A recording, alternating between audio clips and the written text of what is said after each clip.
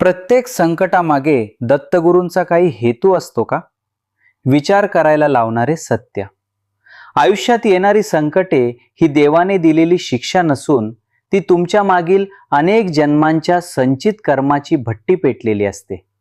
जसे सोन्याला आगीत तापवल्याशिवाय झराळी येत नाही, तसेच दुःखाच्या या अग्नीत जळल्याशिवाय आत्म्यावरील पापांचे मळ कधीही धुतले जात नाहीत. दत्तगुरू या संकटांच्या माध्यमातून तुमच्या प्रारब्धातील मृत्यूचे किंवा विनाशाचे अत्यंत भयंकर काटे केवळ एका छोट्या टोचणीत जारून खाक करत असतात. हे संकट तुम्हाला भविष्यात येणाऱ्या एका अत्यंत महाभयंकर वादळापासून वाचवण्यासाठी साक्षात ईश्वराने दिलेली एक अदृश्य सवलत असते. या हेतूची जाणीव झाल्यावर भक्त संकटात रडण्याऐवजी कर्माची शुद्धी करणाऱ्या या ईश्वरी प्रसादाचा अत्यंत हसतमुख आणि स्थितप्रज्ञपणे स्वीकार करतो. माणसाला जेव्हा पैशाचा आणि ज्ञानाचा खोटा अहंकार होतो, तेव्हा तो अहंकार तोडण्यासाठी दत्तगुरू त्याच्या आयुष्यात अत्यंत अनपेक्षित संकट पाठवतात. दिगंबरा दिगंबरा श्रीपाद वल्लभ दिगंबरा या मंत्राच्या जापाने संकटात सापडलेल्या भक्ताचा हा सूक्ष्म अहंकार गरून पडून त्याला ईश्वराचे साक्षात दर्शन होते. अनेक भक्तांचा असा जिवंत अनुभव आहे की अचानक आलेल्या दिवाळखोरीमुळे किंवा अपयशामुळे जेव्हा ते शून्यावर आले, तेव्हा याच मंत्राने त्यांना खऱ्या समाधानाची प्रचिती दिली. अहंकाराचे हे ओझे उतरवल्यामुळे भक्ताचे मन एका लहान आणि निरागस बालकासारखे अत्यंत निर्मळ आणि स्फटिकासारखे पारदर्शी बनते. भक्ताला शून्यावस्थेत नेऊन त्याच्याकडून ईश्वराची ओळख करून घेणे हा दत्तगुरूंचा या संकटामागील सर्वात मोठा आणि अत्यंत मायेचा हेतू असतो. माणूस जेव्हा मोहाच्या जाळ्यात अडकून स्वार्थी आणि दांभिक लोकांवर आंधळा विश्वास ठेवतो, तेव्हा दत्तगुरू त्याचे डोळे उघडण्यासाठी संकट निर्माण करतात. या संकटाच्या काळात ती सर्व तथाकथित जवळची आणि खोगीर भरती माणसे अत्यंत निर्दयपणे पाठ फिरवतात आणि त्यांचे खरे चेहरे उघडे पडतात. जेव्हा चारही बाजूंनी अंधार होतो आणि कुणीही साथ देत नाही, तेव्हा भक्ताला हे अंगावर काटा आणणारे सत्य समजते की या जगात ईश्वराशिवाय आपले कुणीही नाही. भक्ताला चुकीच्या लोकांच्या संगतीतून आणि भविष्यातील भयंकर फसवणुकीतून अत्यंत बळजबरीने बाहेर काढणे हाच या एकटेपणामागील ईश्वरी हेतू असतो. सर्वांनी साथ सोडल्यानंतरच भक्ताचा हात साक्षात ब्रह्मांड नायक धरतात आणि त्याला एका अत्यंत सुरक्षित ईश्वरी कुशीत कायमचे सामावून घेतात. अनेकदा हातातोंडाशी आलेला घास हिरावून घेतला जातो किंवा ठरलेले काम अचानक बिघडते, ज्यामागे दत्तगुरूंचा अत्यंत मोठा संरक्षक हेतू दडलेला असतो.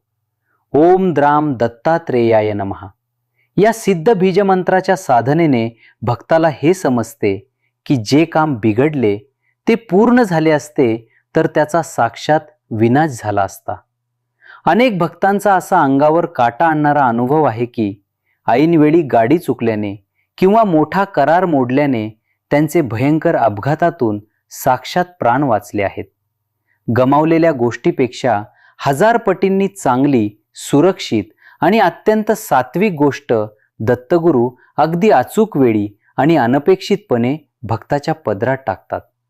संकट पाठवून भक्ताचे रक्षण करण्याची दत्तगुरूंची ही अथांग दूरदृष्टी खऱ्या अर्थाने भक्ताला ईश्वराच्या अत्यंत अचूक नियोजनापुढे नतमस्तक करते. जेव्हा बाहेरून मिळणारे सर्व मार्ग आणि सल्ले बंद होतात, तेव्हा माणसाला नाईलाजाने स्वतःच्या आत, स्वतःच्या अत्यंत खोल अंतरात्म्याकडे डोकावून पाहावे लागते. संकटाच्या या धक्क्यांमुळे भक्ताचे आज्ञाचक्र अत्यंत वेगाने जागृत होते आणि आतून एक अत्यंत स्पष्ट ईश्वरी आवाज त्याला मार्गदर्शन करू लागतो. बाहेरच्या जगावर अवलंबून राहण्याऐवजी भक्ताने स्वतःमधील परब्रह्माची ओळख करून स्वतःचे निर्णय अत्यंत कुशाग्रपणे घ्यावेत हा यामागील हेतू असतो. हा आतला आवाज त्याला आयुष्याच्या प्रत्येक अत्यंत गुंतागुंतीच्या वळणावर अचूक मार्गदर्शन करून चुकीच्या मार्गावर जाण्यापासून कायमचे रोखतो. संकटातून मिळालेली ही अंतर्ज्ञानाची ईश्वरी ताकद भक्ताला कोणत्याही बाह्य आधाराविना एका अत्यंत स्थितप्रज्ञ आणि यशस्वी प्रवाहात आणून सोडते. कुटुंबावर येणारी अनेक संकटे ही स्वतःची नसून ती कुळातील अतृप्त पूर्वजांच्या शापामुळे, पितृदोषामुळे अंधारातून आलेली अत्यंत भयंकर साध असते. श्री गुरुदेव दत्त या जपाने आणि संकटातील निस्सीम भक्तीने अतृप्त पूर्वजांना अंधारातून साक्षात मुक्ती आणि ईश्वरी प्रकाश मिळतो.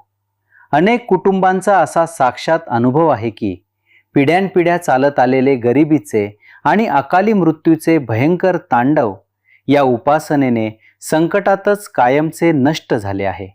ही संकटे भक्ताला दत्तगुरूंच्या चरणी अत्यंत शरण जाण्यास भाग पाडतात, जेणेकरून एकाच्या साधनेतून संपूर्ण कुळाचा कायमचा उद्धार व्हावा. पूर्वज तृप्त होऊन भरभरून आशीर्वाद देतात आणि पुढच्या अनेक पिढ्यांसाठी यशाचा आणि दैवी संरक्षणाचा एक अत्यंत भक्कम पाया रचला जातो. दत्तगुरू आपल्या सर्वात आवडत्या भक्तांना अत्यंत कठीण संकटातून मुद्दाम ढकलतात, कारण त्यांना त्याला समाजासाठी एक ईश्वरी साधन बनवायचे असते.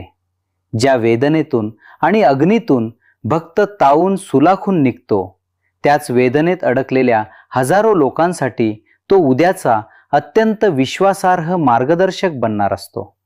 स्वतः दुःख भोगल्याशिवाय दुसऱ्याच्या डोळ्यातील अश्रू पुसण्याची अत्यंत प्रगल्भ संवेदनशीलता आणि ईश्वरी ताकद कधीही आणि कुणालाही मिळत नाही. त्याच्या शब्दात एक अद्भुत वाचा सिद्धी आणि सांत्वन करण्याची दैवी ताकद येते, ज्यामुळे अनेक दुःखी आणि भरकटलेल्या लोकांना साक्षात जीवनदान मिळते.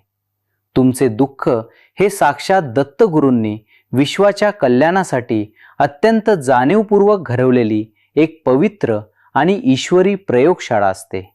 हाच यामागील अथांग हेतू आहे. माणूस जोवर स्वतःची बुद्धी आणि पैसा वापरतो तोवर देव मध्ये पडत नाही. भक्ताला पूर्ण शरणागती शिकवणे हा संकटाचा सर्वात मोठा हेतू असतो. निशंक हो, निर्भय हो मनारे हा स्वामींचा तारक मंत्र जपत जेव्हा भक्त सर्व काही स्वामींवर अत्यंत विश्वासाने सोडतो, नेमक्या त्याच क्षणी साक्षात चमत्कार घडतो. अनेक रुग्णांचा असा डोळ्यात पाणी आणणारा अनुभव आहे की जेव्हा डॉक्टरांनीही हात टेकले होते, तेव्हा स्वामींना पूर्ण शरण गेल्यावर असाध्य आजारातून अत्यंत चमत्कारिकरित्या जीवनदान मिळाले. स्वतःचे अस्तित्व शून्यात विलीन करून केवळ ईश्वराच्या इच्छेने जगण्याची ही अद्वैत कला भक्ताला केवळ आणि केवळ हतबलतेच्या संकटातूनच शिकता येते. ज्या क्षणी भक्त स्वतःचा कर्तेपणा सोडतो, त्याच क्षणी दत्तगुरू त्याचे आयुष्य अत्यंत प्रेमाने स्वतःच्या हातात घेऊन त्याला मृत्यूच्या दाढेतून बाहेर काढतात. सतत मिळणाऱ्या यशामुळे माणसाच्या मनात पैशांची आणि भौतिक गोष्टींची अत्यंत विषारी लालसा वाढते, जी त्याचा साक्षात विनाश करत असते. ही सकाम लालसा नष्ट करण्यासाठी दत्तगुरू अचानक एखादे आर्थिक किंवा भौतिक संकट पाठवून भक्ताला अत्यंत मोलाचा आणि कठोर धडा शिकवतात. या संकटात भक्ताला समजते की जगातील सर्व पैसा आणि सत्ता एका क्षणात अर्थहीन ठरू शकते आणि तिथे केवळ ईश्वराचे नामच कामी येते. जे देशील त्यात समाधान, ही अत्यंत उच्च दर्जाची निष्काम विरक्ती मनात निर्माण करणे हाच दत्तगुरूंचा या धक्क्यामागील अत्यंत सात्विक हेतू असतो. जेव्हा हाव संपते, नेमके तेव्हाच साक्षात त्रैलोक्याचे वैभव आणि अथांग यश भक्ताच्या पायाशी अत्यंत अनपेक्षितपणे आणि दासासारखे येऊन लोळण घेते. सर्व काही सुरळीत असताना देवाची पूजा सगळेच करतात, पण भयंकर संकटातही जो माझा हात सोडत नाही तोच खरा भक्त. ही दत्तगुरूंची ईश्वरी कसोटी असते. संकटाच्या अत्यंत भयंकर वादळातही जो श्री स्वामी समर्थ या नामस्मरणाचा आणि विश्वासाचा पदर तसूभरही ढरू देत नाही, तो या परीक्षेत उत्तीर्ण होतो. अनेक भक्तांचा असा अनुभव आहे की खोट्या आरोपांमध्ये अडकल्यावर किंवा नोकरी गेल्यावरही जेव्हा त्यांनी विश्वास सोडला नाही, तेव्हा त्यांना अत्यंत सन्मानाने दुप्पट मोठे यश मिळाले.